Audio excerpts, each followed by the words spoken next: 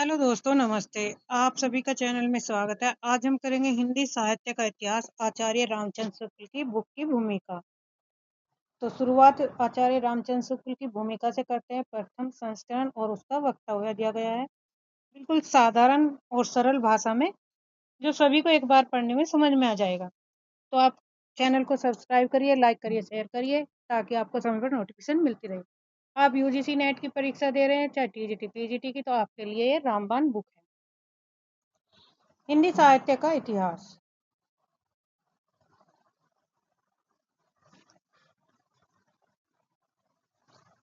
के लेखन का विकास क्रम कब से शुरू होता है, ये देखते हैं। तो यह शिव सिंह सैगर 1883 ईस्वी में इन्होंने हिंदी के कवियों का एक वृत्त संग्रह, कवि परिचय संग्रह के नाम से प्रस्तुत किया था। दूसरा पॉइंट है, यहाँ से क्वेश्चन बनते हैं, इंपोर्टेंट है। दूसरा, डॉक्टर सर गिरियसन ने 1889 इन्होंने the modern vernacular literature of northern Hindustan नाम से एक बड़ा कवि वृत्त संग्रह निकाला। मिस बंधु ने 1913 ईस्वी में मिस बंधु नामक विनोद की पुस्तक लिखी थी।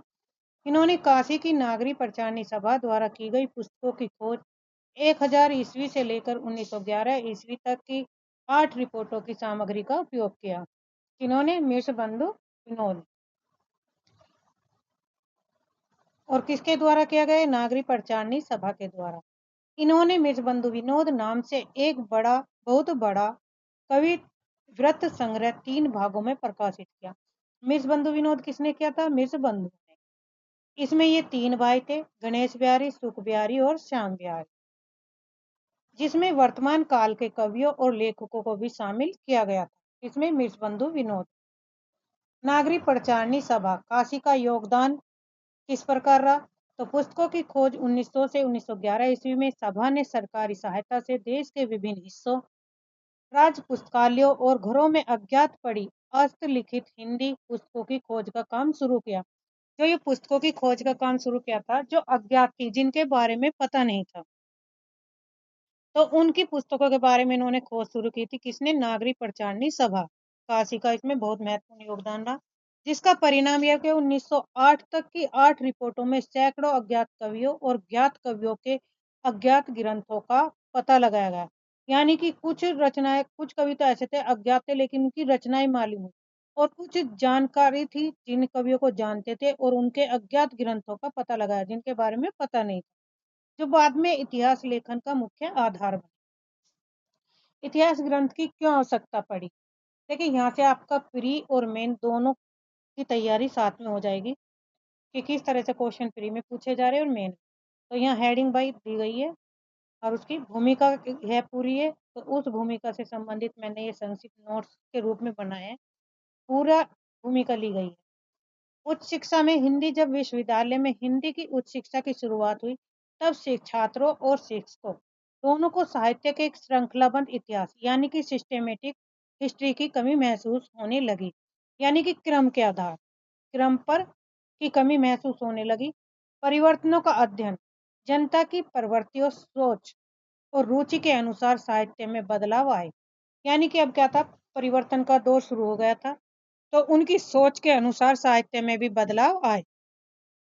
जिन प्रभाव से अलग अलग काव्य धाराएं निकली, उन्हें स्पष्ट रूप से समझने के लिए एक प्रमाणिक इतिहास की जरूरत थी। पुराने इतिहास ग्रंथों और वृत्त संग्रहों की कमियां, शुक्ल जी के अनुसार, आचार्य रामचंद्र शुक्ल की बुक है। काल विभाजन के अभाव के कारण क्या था? 7-8 वर्षों की विशाल सामग्री तो सामने थी, लेकिन उसका वर्गीकरण करने के लिए कोई निश्चित नियम या ढांचा नहीं था। तो उनके पास 7-8 वर्षों में जो इकट्ठी की गई सामग्री थी, वो उसकी मात्रा अधिक थी, लेकिन समय क्या था? उनका कम था, और ना उनके पास समय कम था और उसका कोई नियम नहीं था कि किसे इसे व्यवस्थित रूप में प्रस्तुत करें। सिर्फ कालानुक्रम के आधार पर ही नहीं, केवल कवियों के जन्म और रचना के क्रम से लिखी गई सूचियां साहित्य के इतिहास के अध्ययन में पूरी तरह सहायक नहीं हो सकती। अब आचार्य रामचंद्र शुक्ल जी कह रहे हैं कि कवियों के जन्म और रचना के आधार पर ही हम क्या कर सकते हैं? क्रम में लिखी गई सूचियों को साहित्य के इतिहास का अध्ययन पूरी तरह से नहीं कर सकते, नहीं हो सकता, क्योंकि ये सूचनाएं भी क्या होगी? आधी अधूरी है। अनादुर वर्गीकरण, यानी कि रचना काल को बिना सोचे समझे केवल आदि और मध्य, पूर्व, उत्तर जैसे खंडों में बांट देना और यह न देखना कि उस कालखंड के भीतर क्या प्रवृत्तियां थी, यानी कि क्या विशेषता थी, एक सही वैज्ञानिक इतिहास पद्धति नहीं थी। आचार्य रामचंद्र शुक्ल जी कह रहे हैं कि बिना सोचे समझे आदिकाल और मध्यकाल पूर्व में रखे खंडों में बांट देना भी ये क्या है, गलत है। क्योंकि उन्हें यही नहीं पता आदि काल में किस प्रकार की रचनाएं होती थी, मध्यकाल में किस प्रकार की और उत्तर काल में किस प्रकार की। जब तक इनकी सटीक जानकारी न मिलता है तब तक इनका क्रम अध्ययन बांटना उचित नहीं था। इतिहास लेखन की पृष्ठभूमि। शुरुआती ढांचा जो रहा, लेखक ने 5-6 वर्ष पहले छात्रों के लिए एक संक्षिप्त नोट्स बनाए। किसने? आचार्य रामचंद्र सूर्य जी कहते कि मैंने छात्रों के लिए एक संक्षिप्त नोट्स बनाए जिसमें जनता की बदलती हुई प्रवृत्तियां, सोच और रुचि के आधार पर काल विभाजन और रचनाओं की शाखाओं का एक कच्चा ढांचा तैयार किया गया। सीमित समय, उनके पास क्या था? एक सीमित समय था। हिंदी शब्द सागर ग्रंथ पूरा होने पर उसकी भूमिका के रूप में भाषा और साहित्य का विकास लिखना तय हुआ। समय की कमी के कारण लेखक को एक निश्चित अवधि के भीतर ही यह इतिहास पूरा करना पड़ा। यानी कि उनके पास आंकड़ा अधिक था और समय कम था। या समय कम के कारण ही उसे उस आंकड़े को, उन रचनाओं को एक सीमित अवधि तक पूरा करना था इतिहास। सामग्री की उपलब्धता कम समय होने के कारण इतिहास के लिए जितनी सामग्री जरूरी थी उतनी इकट्ठी नहीं हो पाई। फिर भी आवश्यक तथ्यों को रखकर कार्य पूरा किया गया। यानी कि अब आचार्य रामचंद्र शुक्ल जी कहते हैं कि जितनी सामग्री मुझे चाहिए थी उतनी इकट्ठी नहीं कर पाए, लेकिन जितनी उन्हें मिली उन्हीं के आधार पर उन्होंने इन तथ्यों को रखकर इस कार्य को पूरा किया। काल विभाजन और नामकरण के मुख्य दो आधार बने। पुस्तक में कालों का नामकरण करने के लिए मुख्य रूप से दो नियम अपनाए गए थे। नंबर एक, रचनाओं की प्रचुरता, यानी कि जिस काल में अधिक रचनाएं के आधार पर, जिस काल में किसी विशेष शैली या ढंग की रचनाएं सबसे ज्यादा देखने को मिलती है उसे एक अलग काल माना गया और उसी के आधार पर उसका नाम भी रखा गया। यानी कि जिस काल में जितनी अधिक रचनाएं मिली उसी के आधार पर उस काल का नाम भी इन्होंने रखा। प्रचुरता का सीधा नियम था कि इसका मतलब यह है कि वह विशेष शैली या किसी भी दूसरी एक शैली की तुलना में सबसे अधिक होनी चाहिए। बाकी सभी शैलियों के कुल योग से अधिक होना जरूरी नहीं। उदाहरण, यदि किसी काल में 5 अलग-अलग शैलियों की किताबें क्रमश 10, 5, 6, 7 या 2 की संख्याओं में मिलती है, तो 10 किताबों वाली शैली की प्रचुरता मानी जाएगी। यानी कि 10, 5, 6, 7 वाली जो संख्या मिलती है, जिसकी संख्या ज़्यादा होगी उसकी शैली की उसे अधिक मानी जाएगी कि मतलब इस काल में इन पुस्तकों का या इस शैली का अधिक प्रयोग हुआ है। भले ही बाकी सब को मिलाकर कुल 20 ही किताबें हो रही हैं, लेकिन व्यक्तिगत रूप से 10 सबसे बड़ा अंक माना जाता है। टोटल कुछ भी हो, लेकिन जो अंक सबसे बड़ा है वही माना जाएगा। ग्रंथों की प्रसिद्धि, किस काल में जिस विशेष ढंग के ग्रंथ सबसे अधिक प्रसिद्ध या फेमस होते थे उसी ढंग को उस काल का मुख्य लक्षण माना जाता है। भले ही उस दौर में अन्य शैलियों की गुमनाम या साधारण दर्जे की किताबें कोनों में पड़ी मिल जाए, लेकिन वे मुख्य धारा का हिस्सा नहीं मानी जाती। प्रसिद्धि का महत्व है। लेखक के अनुसार ग्रंथों की प्रसिद्धि असल में उस काल की लोक प्रवृत्ति, जनता की सोच और रुचि की प्रतिध्वनि होती थी। यानी कि प्रसिद्धि प्रसिद्ध कैसे होती थी?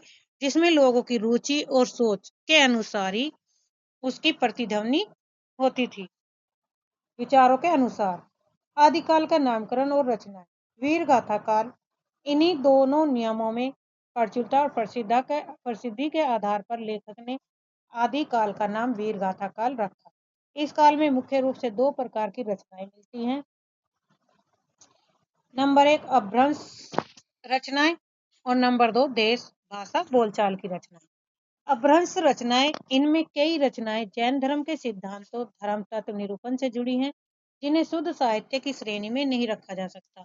इनका उल्लेख केवल यह दिखाने के लिए किया गया कि उस समय अपभ्रंश भाषा का प्रयोग कैसे होता था। देश भाषा यानी कि बोलचाल की भाषा की रचनाएं जो वास्तविक साहित्य की श्रेणी में आती हैं। इस श्रेणी में अलग अलग विषयों पर लिखे गए फुटकल बिखरे हुए दोहे भी शामिल। तो दो प्रकार की रचनाएं रखी गई, अपभ्रंश की रचनाएं और देश भाषा बोलचाल की रचनाएं।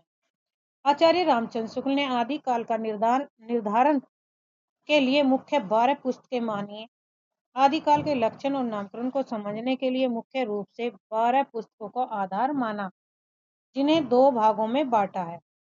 नंबर 1, साहित्य पुस्तकें कुल कितनी थी? 4, जिसमें थी विजयपाल रासो, हमीर रासो, कीर्तिलता और कीर्ति पताका। तो इसकी ट्रिक है विजय हमारी है की। विजय हमारी की। विजय से विजयपाल रासो, हमारी से हमीर रासो, कीर्ति से कीर्तिलता और कीर्ति पताका। तो ये 4 पुस्तकें थी, साहित्यिक थी, और 8 पुस्तक कैसी थी? देशभाषा काव्य प्रसिद्ध पुस्तकें कुल 8 रही। तो टोटल कितनी हो गई? 12 पुस्तकें, जिसमें 4 साहित्यिक से और 4 देशभाषा। 4 पुस्तकें कौन सी थी? साहित्यिक से संबंधित, और 8 पुस्तकें थी देशभाषा काव्य से संबंधित। नंबर 5, खुमान रासो, विशलदेव रासो, पृथ्वीराज रासो, जयचंद प्रकाश, जयमयक, जस चंद्रिका, परमाल रासो, जिसका मूल रूप क्या है? आलख, खुसरो की पहेली और विद्यापति की पदावली। नामकरण, वीर गाथा काल ही नाम क्यों पड़ा? ऊपर बताई गई 12 पुस्तकों में से अंतिम 2, खुसरो की पहेली और विद्यापति की पदावली और बीसल देवरासों को छोड़कर बाकी सभी ग्रंथ वीर गाथात्मक, वीर रस से भरपूर है। इसी वजह से आदि काल का नाम वीर गाथा काल रखा जा सका। यानी कि जो वीर गाथा काल की रखा, क्योंकि उस समय पे वीर रस की प्रधानता आई, राजाओं की वीरता का गुणगान किया जाता था और उनके अनुसार रचनाएं की जाती थी। जो भी कवि राजाओं के आश्रित रहे, तो उनके अनुसार ही वे उस काल में रचनाएं किया करते थे। इन वीर गाथाओं को लिखने की प्रेरणा उस समय की सामाजिक और राजनीतिक परिस्थितियों से मिली थी। मिर्च बंधुओं द्वारा जोड़ी गई अन्य कौन ये पुस्तकें हैं? अच्छा, मिर्च बंधुओं ने आदिकाल के अंतर्गत 10 और पुस्तकों की सूची तैयार करी, जिसमें भागवत गीता पुस्तक के अंत में लिखा है, यह काफी बाद की रचना है। दूसरी है वृद्ध नवकार, तीसरी है वर्तमान, तो इम्पोर्टेंट है ये, संवत्सर, पंतली, अनन्य योग, जम्मू स्वामी रासा, रेवतगिरी रासा, नेमिनाथ चौक, उवा एस माला, उपदेश माला। वेशमाला को उपदेश माला के नाम से भी जानते हैं। भाषा और काल का भ्रम, कुछ लोग केवल अक्षरों के दोहराव यानी कि द्वित्व व्यंजन को देखकर उसे प्राकृत भाषा मान लेते हैं। यह चौपाई देखकर उसे अवधी या बेसवाड़ी समझ लेते हैं। ये भ्रम था उस समय के काल का। लेखक के अनुसार ऐसी लोग यदि इन रचनाओं को संवत 1000 और संवत 500 का भी बता दे तो कोई आश्चर्य नहीं होना चाहिए, क्योंकि वे केवल ऊपरी बनावट देखते थे, गहराई नहीं। पुस्तक की एक पंक्ति है, सहस्र सो संपूर्ण जाना। यह साबित करने के लिए काफी है कि काल निर्धारण में गड़बड़ी है। शेष 9 पुस्तकों का वर्गीकरण इस प्रकार है। लेखन ने बची हुई 9 से 10 पुस्तकों का विश्लेषण करके बताया कि वे साहित्य की श्रेणी में क्यों नहीं आती। नंबर 1, जैन धर्म की पुस्तकें, जो पुस्तक नंबर 2, 7, 9 और 10 में जैन धर्म के तत्वों का निरूपण यानी कि व्याख्या की गई है, इसलिए ये साहित्य कोटि में नहीं आती। कौन कौन सी? 2, 7, 9, 10। दूसरा, योग की पुस्तक, पुस्तक नंबर 6 योग से संबंधित है। सिर्फ नोट्स, विवरणहीन। पुस्तक नंबर 3 और 4 केवल नोट्स मात्र हैं, इनमें विषयों का कोई विस्तार नहीं है। 3 और 4 में क्या है? केवल मात्र क्या है? नोट्स है, और इनमें किसी भी विषय का कोई भी विस्तार से वर्णन नहीं किया गया। वर्णात्मक पुस्तकें, जो केवल 2 पुस्तकें बची हैं जो वर्णात्मक, एक में नंद के ज्योनार दावत का वर्णन है, तो दूसरी में गुजरात के रेवत पर्वत का। इंपोर्टेंट है भैया, यूजीसी नेट में यहाँ से क्वेश्चन बन सकता है, पूछा जा सकता है कौन सी पुस्तक का किससे क्या संबंध है, या कौन सी में वर्णन नहीं किया गया। लेखक का निष्कर्ष है, इन किताबों से लेखक के वीर गाथा काल नामकरण पर कोई प्रभाव नहीं पड़ता, क्योंकि उन्होंने नामकरण 9 प्रसिद्ध वीर गाथात्मक पुस्तकों का आधार किया। भक्ति काल का विभाजन किस प्रकार से किया? एक ही समय में जब अलग अलग तरह की रचनाएं मिलती हैं, तो उन्हें शाखाओं में बांटा जाता है। जैसे भक्ति काल को वैज्ञानिक ढंग से विभाजित किया गया। निर्गुण धारा और सगुण धारा, निर्गुण धारा के भी 2 भागों में बांटा गया, ज्ञानश्री शाखा और प्रेमश्री शाखा। ज्ञानश्री के कबीर थे और प्रेमश्री के जायसी। शकुंतला में राम भक्ति शाखा, राम भक्ति शाखा से संबंधित तुलसीदास और कृष्ण भक्ति शाखा से सूरदास। इनकी भी दो भागों में, शकुंतला को दो शाखाओं में विभाजित किया, राम भक्ति शाखा और कृष्ण भक्ति शाखा। यह विभाजन मनमाने ढंग से नहीं किया गया, बल्कि इनकी अपनी अलग अलग और स्पष्ट विशेषताएं हैं। रीति काल के विभाजन पर सवाल क्यों उठा? लेखक का कहना है कि रीति काल के भीतर रीतिबद्ध परंपरा का उप विभाजन करने का कोई मजबूत या सही आधार नहीं मिलता। बिना किसी स्पष्ट अंतर या रचना के स्वरूप को समझे केवल पूर्व पहले का और उत्तर बाद का नाम देकर दो हिस्से कर देना ऐतिहासिक विभाजन नहीं कहलाता। किसी भी काल का विभाजन करने के लिए एक ठोस पुष्ट आधार होना जरूरी है। विभाजन से पहले यह दिखाना चाहिए कि उस काल के प्रवर्तक कवि का प्रभाव बाकी सभी कवियों पर सामान्य रूप से पड़ा। यानी कि आचार्य रामचंद्र शुक्ल कहते हैं कि पूर्व मध्य और उत्तर मध्य कहने से काल विभाजन नहीं होता। उसके बारे में क्या होना चाहिए? ठोस सबूत होने चाहिए जिनके आधार पर काल विभाजन किया जा सकता है। रीतिकाल के कवियों के विवरण पर विचार।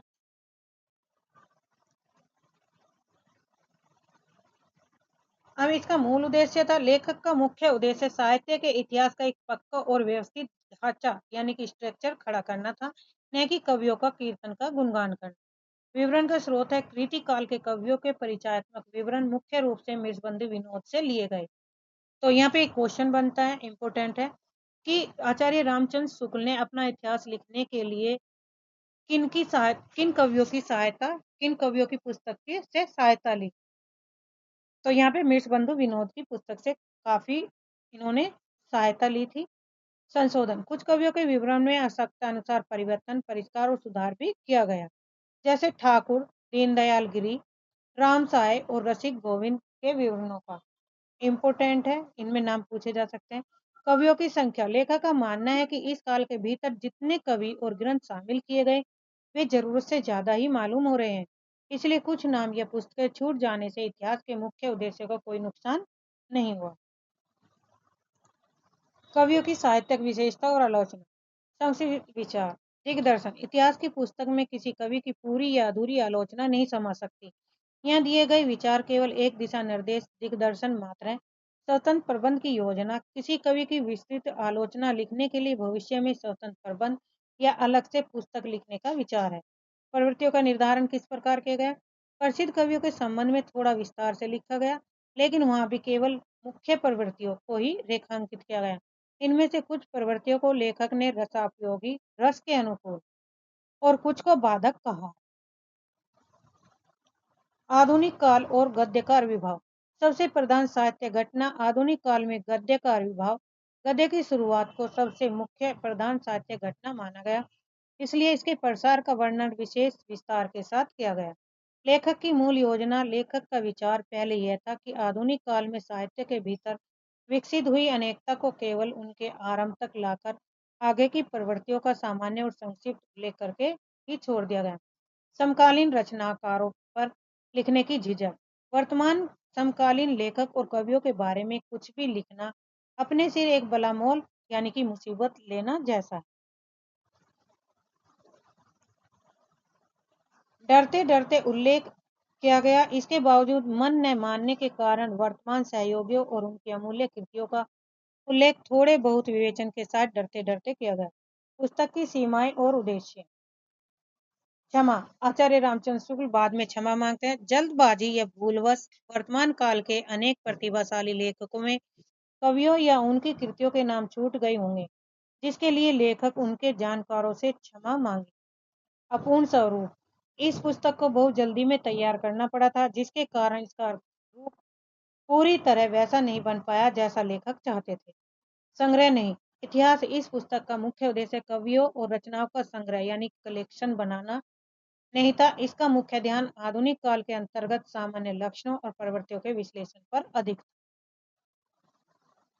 हिंदी साहित्य का मुख्य बिंदु, पुस्तक का इतिहास और बदलाव। शुरुआत में यह इतिहास मूल रूप से जनवरी 1929 में हिंदी शब्द सागर की भूमिका के तौर पर हिंदी साहित्य के विकास नाम से छपा था। नया संस्करण बाद में इसे एक स्वतंत्र पुस्तक का रूप दिया गया। जिसमें शुरुआत, आदि और अंत में बहुत सी नई बातें जोड़ी गई। आदिकाल और अपभ्रंश की रचनाएं।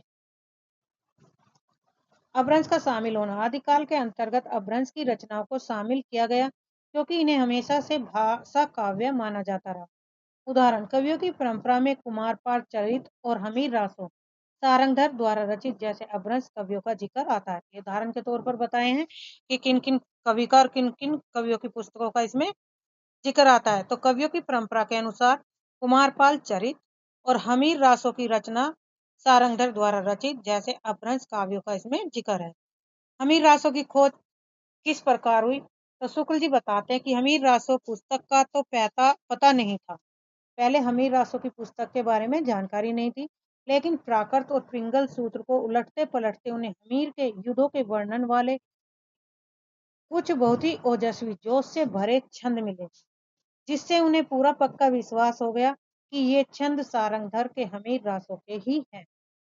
तो इस तरह से इन्हें हमीर रासों की रचना के बारे में मालूम पड़ा था। किससे? पिंगल सूत्र, प्राकृत में जो रचित पिंगल सूत्र रचना है उससे। आधुनिक काल और वर्तमान काल। विस्तार। आधुनिक काल के अंत में वर्तमान समय की प्रवृत्तियों को थोड़ा और विस्तार से लिखा गया। इसका उद्देश्य था ऐसा इसलिए किया गया ताकि हिंदी पढ़ने वाले लोग इन प्रवृत्तियों की जड़ यानी कि मूल को अच्छे से समझ सके और किसी धोखे में न रहकर स्वतंत्र रूप से अपने विचार बना सके। अन्य ग्रंथों और विद्वानों से मिली सहायता का आभार प्रकट करते हैं आचार्य रामचंद्र शुक्ल जी। शुक्ल जी ने इतिहास लिखने में जिन किताब और लोगों की मदद ली उनका आभार जताया। मिर्चबंधु विनोद में रीति काल के कवियों का परिचय लिखने के लिए उन्होंने मिर्चबंधु के इस बड़े कवित्व व्रत संग्रह से विवरण लिए, जिसने आचार्य रामचंद्र शुक्ल ने, और इसके संकलनकर्ता को धन्यवाद दिया। दूसरा, खोज रिपोर्ट में संदेह डाउट होने पर उन्होंने हिंदी पुस्तकों की खोज रिपोर्ट की भी मदद ली। तीसरा, अन्य महत्वपूर्ण पुस्तकें और लेखक सामग्री जुटाने के लिए उन्होंने इन 3 प्रमुख रचनाओं की भी सहायता ली, जिसमें लेखक ने आभार जताया है। तो ये 3 महत्वपूर्ण पुस्तकें हैं, इम्पोर्टेंट है, यहाँ से क्वेश्चन पूछा भी जा चुका है नेट में।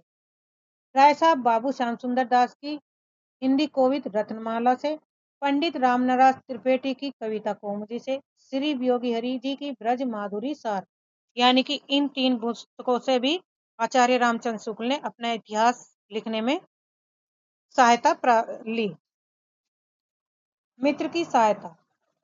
अब आचार्य रामचंद्र शुक्ल जी के एक मित्र थे जिसकी सहायता से इन्होंने आधुनिक काल की शुरुआत का हिस्सा लिखते समय आई कठिनाई में उनके पुराने मित्र थे पंडित केदारनाथ पाठक ने बहुत मदद की थी। मजाकिया अंदाज में शुक्ल जी कहते हैं कि उन्होंने पाठक जी को कभी धन्यवाद नहीं दिया क्योंकि पाठक जी धन्यवाद को आजकल एक बदमाशी और दिखावा समझते हैं। निष्कर्ष। शुक्ल जी अंत में विनम्रता से कहते हैं कि इस काम में उनसे जो भूलें हुई हैं या कमियां या गलती हुई होंगी, पाठक उन्हें सुधार लेंगे और क्षमा करेंगे। इसी आशा के साथ वे अपने इस कड़े परिश्रम को मानते हुए स्थान और समय अंत में दर्ज काशी आषाढ़ शुक्ल 5 1986 विक्रम संवत। लेखक आचार्य रामचंद्र शुक्ल।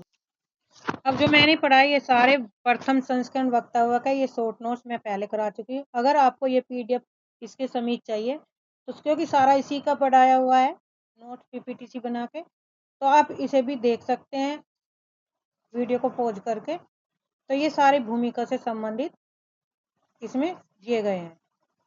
भक्ति काल का आधुनिक काल, एक पेज ये रह गया, इसे करा देते हैं। काल विभाग। जबकि प्रत्येक देश का साहित्य वहाँ की जनता की चित्तवृत्ति का संचित प्रतिबिंब होता है, तब यह निश्चित है कि जनता की चित्तवृत्ति के परिवर्तन के साथ साथ साहित्य के स्वरूप में भी परिवर्तन होता चला जाता है। आदि से अंत तक इन्हीं चित्तवृत्तियों की परंपरा को परखते हुए साहित्य परंपरा के साथ उनका सामंजस्य दिखाना ही साहित्य का इतिहास कहलाता है। जनता की चित्तवृत्ति यानी कि उनकी सोच और रुचि के अनुसार बहुत कुछ। तो यहाँ से क्या ये इम्पोर्टेंट है, यहाँ से ये डेफिनेशन पूछी जा चुकी है। और यहाँ से भी दूसरा क्वेश्चन बना था कि जनता की चित्तवृत्ति बहुत कुछ राजनीतिक, सामाजिक, सांप्रदायिक और धार्मिक परिस्थिति के अनुसार होती है। तो ये चारों दे दिए थे और ये एक और इन पे अलग दे दिया था कि सांस्कृतिक। तो इनमें से कौन सा नहीं है, 4 ऑप्शन के रूप में यहाँ पे क्वेश्चन बना दिया था। तो उसमें सांस्कृतिक नहीं था, बल्कि राजनीतिक, सामाजिक, सांप्रदायिक और धार्मिक था। अतः कारण स्वरूप इन परिस्थितियों का किंचित दिग्दर्शन भी साथ ही साथ आवश्यक होता है। इस दृष्टि से हिंदी साहित्य का विवेचन करने में यह बात ध्यान में रखनी होगी कि किसी विशेष समय में लोगों में रुचि विशेष का संचार पोषण किधर से और किस प्रकार हुआ। उपयुक्त व्यवस्था के अनुसार हम हिंदी साहित्य के 900 वर्षों के इतिहास को 4 कालों में विभक्त कर सकते हैं। कैसे? आदिकाल को वीरगाथा काल, पूर्व मध्यकाल को भक्ति काल, उत्तर मध्यकाल को रीति काल और आधुनिक काल को गद्य संवत 1900 से 1984। यद्यपि इन कालों की रचनाओं की विशेष प्रवृत्ति के अनुसार ही इनका नामकरण किया गया, पर यह नहीं समझना चाहिए कि किसी विशेष काल में और प्रकार की रचनाएं होती ही नहीं थी। जैसे भक्ति काल, रीति काल को ले तो उसमें वीर रस के अनेक काव्य मिलेंगे, जिसमें वीर राजाओं की प्रशंसा उसी ढंग से होती थी जिस ढंग से वीर गाथा काल में हुआ करती थी। अतः प्रत्येक काल का वर्णन इस प्रणाली पर किया जाएगा कि पहले तो उप काल की विशेष प्रवृत्ति सूचक उनकी रचनाओं का वर्णन होगा, जो उस काल के लक्षण के अंतर्गत होगी। पीछे संक्षेप में इनके अतिरिक्त और प्रकार के ध्यान देने की योग्य रचनाओं का उल्लेख है। तो आप टेलीग्राम से जुड़ जाइए, टेलीग्राम पे आपको ये सारी पीडीएफ मिल जाएगी। टेलीग्राम पर आप जुड़ जाइए। हिंदी साहित्य ज्ञान टीवी पे हिंदी साहित्य ज्ञान टीवी पर जुड़ जाइए और वहाँ पे टेलीग्राम का लिंक दिया गया है डिस्क्रिप्शन में। तो आप चैनल को सब्सक्राइब करिए, लाइक करिए, शेयर करिए, ताकि आपको समय पर नोटिफिकेशन मिलती रहे। वीडियो कैसी लगी कमेंट करके ज़रूर बताएं।